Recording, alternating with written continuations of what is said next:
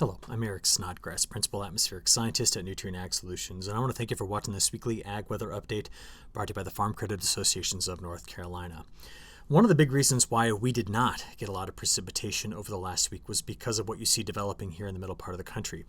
Now, this was Sunday's satellite imagery here, and you can see the deep low that is spinning here over parts of the high plains. Now, why that's an important part for our weather is because this low is vertically stacked. That means the upper level circulation sat right over the surface circulation, and the net effect is it doesn't move to the east very quickly.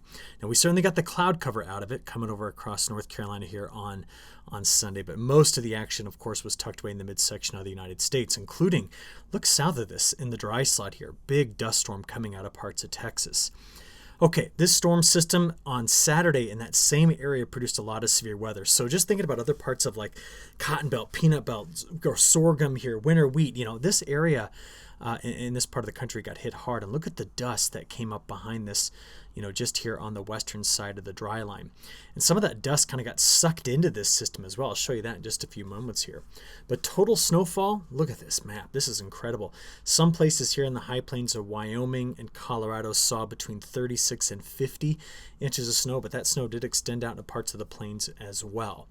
Now, National Weather Service out of Boulder, Colorado posted a really cool image. I thought you just might like to see this. You can see what they've labeled here, but I'll draw over the top of it. There is a layer of dust in that snow. So when I showed you the dust storm in Texas, that dust was getting pulled into this system. And it wasn't just there that was dealing with this. Take a look at this. This is over in China. Deep low, we got to see that was earlier today in China, pulled in a sandstorm that came off of the high. This is like a plateau. It's a big desert in the northern and western part of China. It just brought that dust in and wrapped it all the way into this big cyclone. So we're seeing quite a bit of dusty weather across the world here with these two big cyclones that are moving across the planet. Okay. Just to show you a little bit of model verification, this was the European models forecast from last week. And overall, I just want to let you know it did an excellent job at predicting where the heaviest precipitation was going to likely be, where the snow was going to be, and also what our pattern was going to look like here over parts of the Carolinas. Because this is what we ended up getting. If I just kind of go back and forth, European run versus verification, it's just more evidence as to why I tend to trust this model and its ability to kind of predict what the weather is going to be doing here. So we had a relatively drier week. We saw temperatures that kind of rebounded a bit, and the question is, what is this next week going to be bringing for us? Before I get to that, though, what we will likely be seeing on Thursday is some improvement in the drought monitor in this area. This is where all of that rain and snow came through. And that's going to be critical to our upcoming summer pattern. I'm going to finish this video with another brief discussion about what we're expecting to see later on this year. So sit tight. We're going to talk about that one more time just to kind of conclude our discussion from last Monday on the long-range forecast. But let's take a look at soil moisture just to show you what the drought improvement is going to look like. The top 4 inches here picked up a lot, and now you can see that we're in that upper 98th percentile in this area, also in parts of the Mid-South. And our drier week did allow for some soils to dry out here, as we observed from satellite. But again, the question I'm going to ask is this going to last long? When does the precipitation return, and does it chase us out of the fields? So we've got two systems to watch that could potentially do that. Here's the northern branch of the jet stream. There's the southern branch down here. And there is the deep stacked cutoff low. See how it's cut off from the floats in between it? Well, we're going to watch that move toward us here early this week. But then there is this second trough on the back side, and that's the one I'm actually much more concerned about, largely because of the severe weather potential. So let's get into it here. Let's watch first our high-resolution NAM model forecast this out. So as we work our way through the day on Monday, now getting into Monday evening and Tuesday morning, that's where we start to see the chances for some rain coming back across parts of North Carolina. And then here's the second system emerging into parts of Oklahoma. So if I just step you back here again, let's get the timing of this down. What we see here is this is now Monday 8 p.m. We start to see the chances for scattered showers moving in the overnight hours, and it will be pretty cool. You'll see those temps in a few moments. Early morning on Tuesday through mid-morning on Tuesday, now getting into Tuesday evening. That's the first kind of soggy start to the week here. But then, let me just get it all the way out to 7 a.m. Wednesday. We get a break, But the next system loading up here is going to be producing some severe weather over the lower Mississippi River Valley. To show you that, this is the severe weather outlook tomorrow on the 16th. That's the middle graphic up here. And this is what we've got on the 17th. So you can see the Storm Prediction Center is going to be eyeing much of eastern Oklahoma.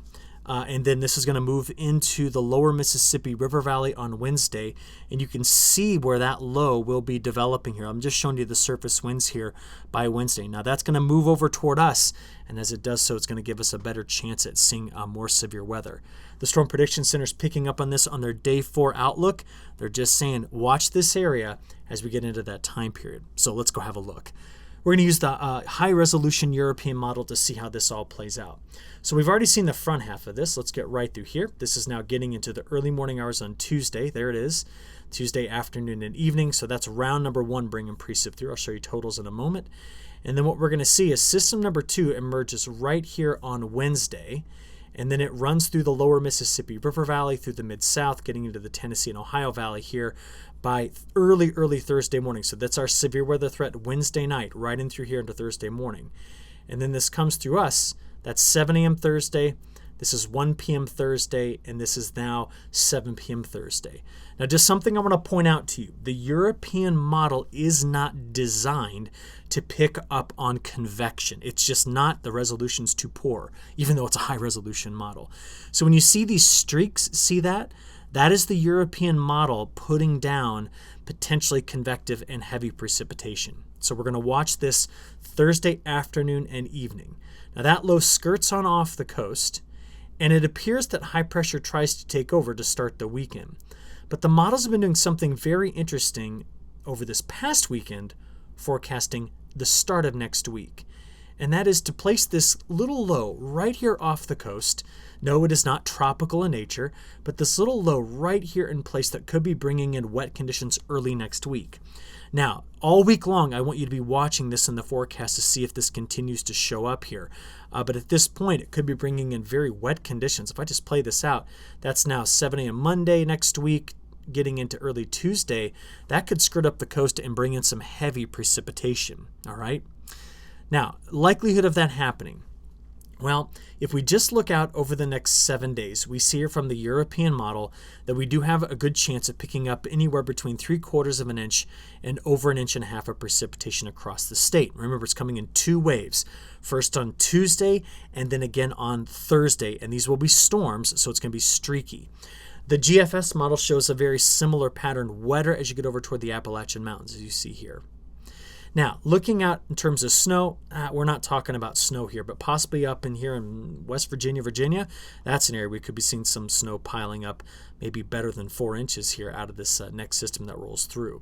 But look over here in parts of the Corn Belt. I mean, these folks saw some warm conditions. They were getting ready to get in the fields, and now we've got this cold snap coming back through. It's going to be bringing in some snow.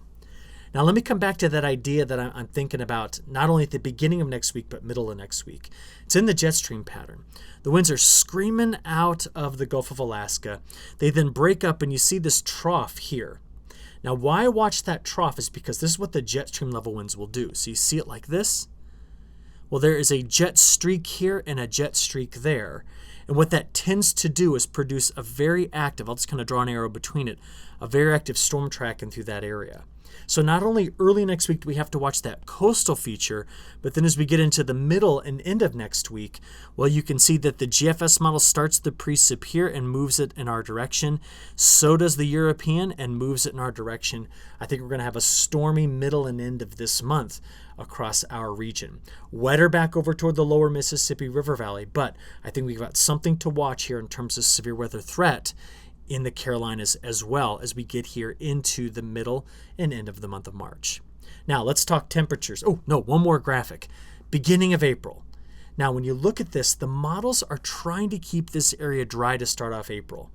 I'm going to throw a big question mark on this because we have yet to see the models get the week 3 pattern down pat, get it right at this point. And I think we're going to continue to see an active go of it here as we begin April. So just keep that in the back of your mind. I'll come back to this in just a few moments. Now let's talk temperatures. From the end of February through the beginning of March, it has favored more mild conditions east of the Rocky Mountains. And if we just take a look at how many GDUs we've accumulated since February 25th, we see across the state, anywhere from 50 to almost 100 GDUs. We compare that to normal, and we're right about average. So early season heat unit accumulation here is right on par. Now, I know you see these bigger numbers in this area, but it doesn't matter. We don't have anything growing there yet other than the winter wheat, which is going to be coming out of dormancy in the high plains.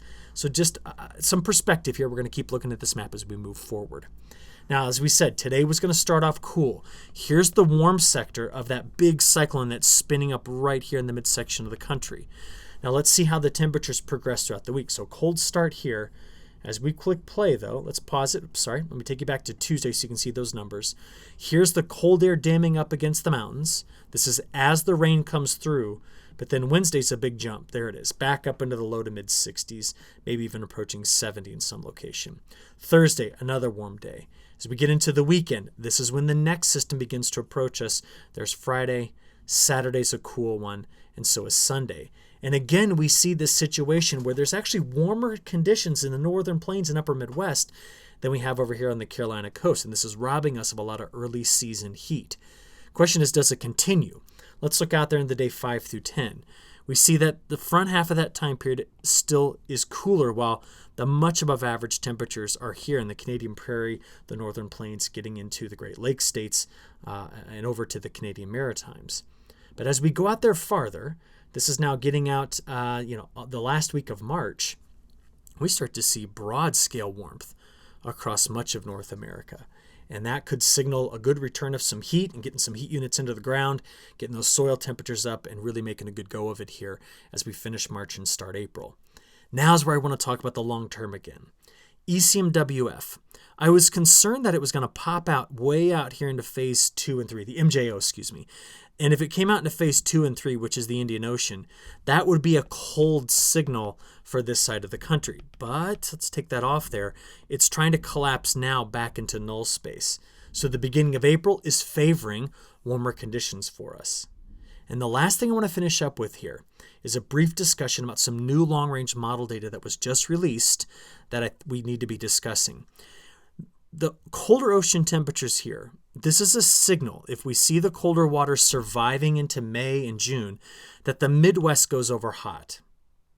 Right now, although the European model doesn't fully bite into this, and I showed it to you last week, I want to bring your attention to this map. It's the latest July, August, September outlook, on the left for precipitation and on the right for temperatures. Now, unlike what the European model was saying, which was to take the big ridge right here and let it retrograde west, the NMME parks it firmly over the Midwest and upper Midwest and Great Lakes.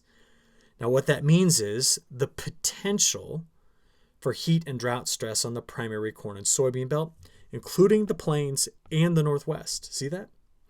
For us, there's no change at all in the position of that Bermuda high.